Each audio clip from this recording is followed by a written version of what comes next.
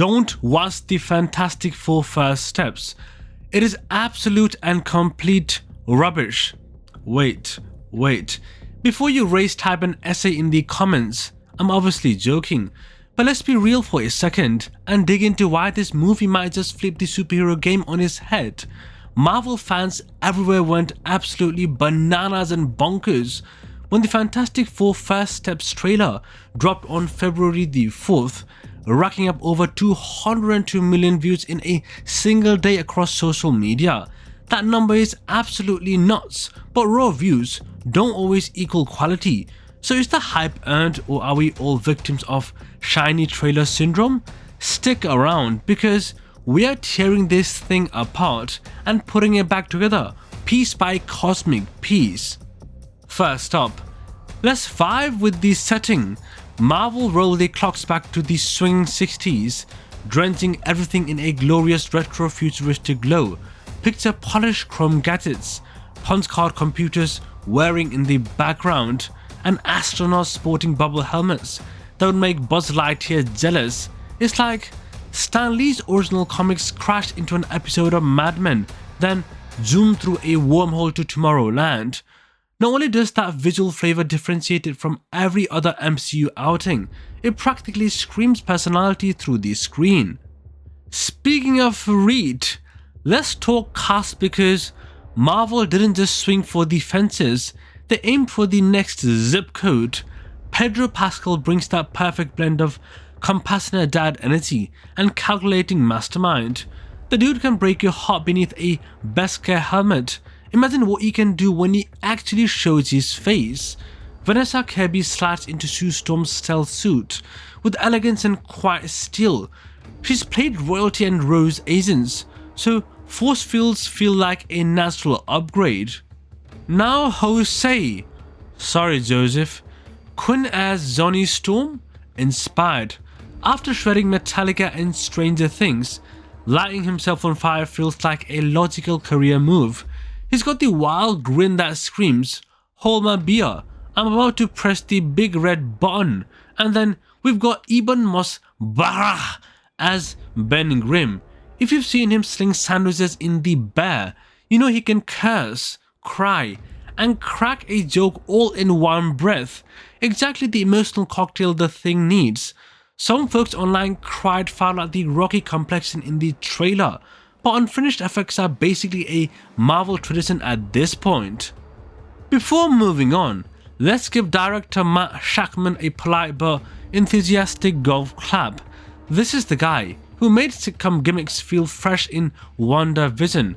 He juggled 50s laugh tracks, 80s perms, and full-blown Marvel kills without dropping a single bowling pin.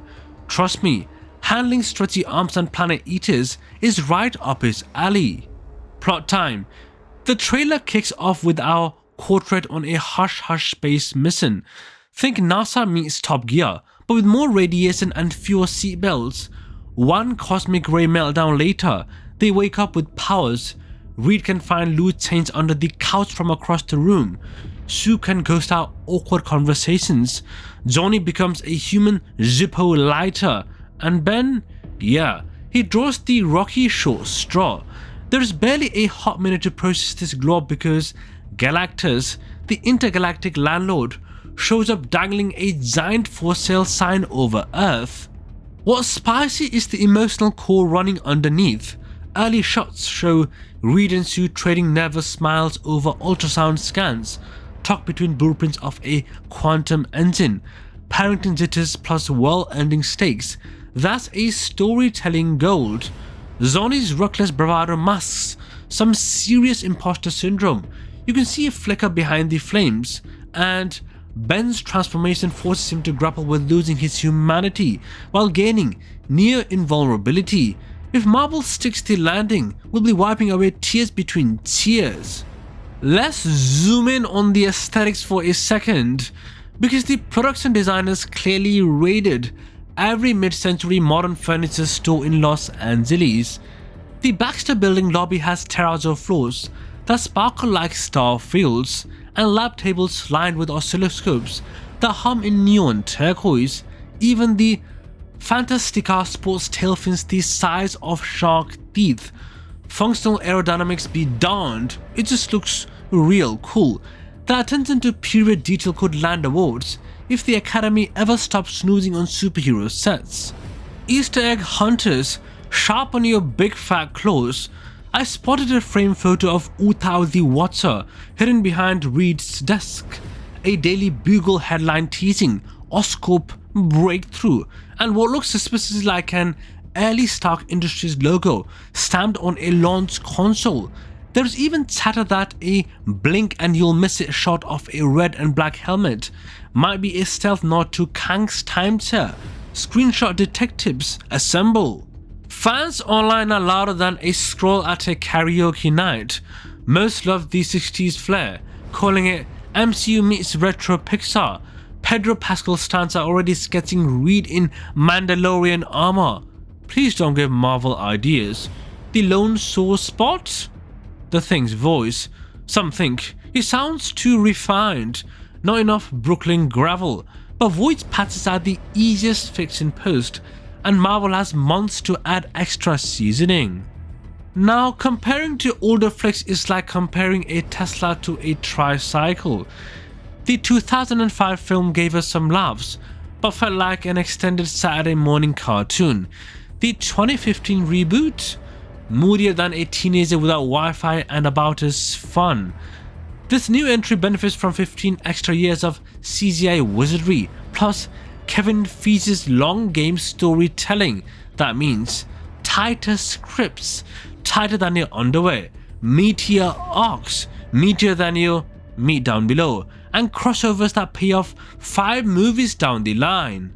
Speaking of crossovers, rumors swell harder than mysterious drones.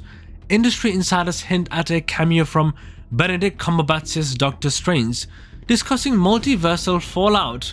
Others whisper about a post-credit stinger, where Wolverine leaves claw marks across the Baxter elevator doors. And listen, if Deadpool pops in just to roast Reed's haircut, I'll buy another ticket on the spot. Music heads, keep your big fat ears open. Composer Mikhail Gikanio is allegedly layering theremin flourishes over brass fanfares, giving the score that classic sci-fi wobble while still punching you in the chest with trumpets when the team strikes their hero pose.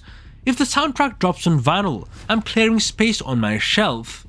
Let's not ignore the science or comic book science. Anyway, Reed raves about negative space energy and chronoton turbulence, which is techno babble for we're about to pull off something visually bonkers. Real physicists might roll their eyes, but hey, it's a superhero movie, not a TED talk. The marketing push has also been next level. Pop-up exhibitors have been touring major cities.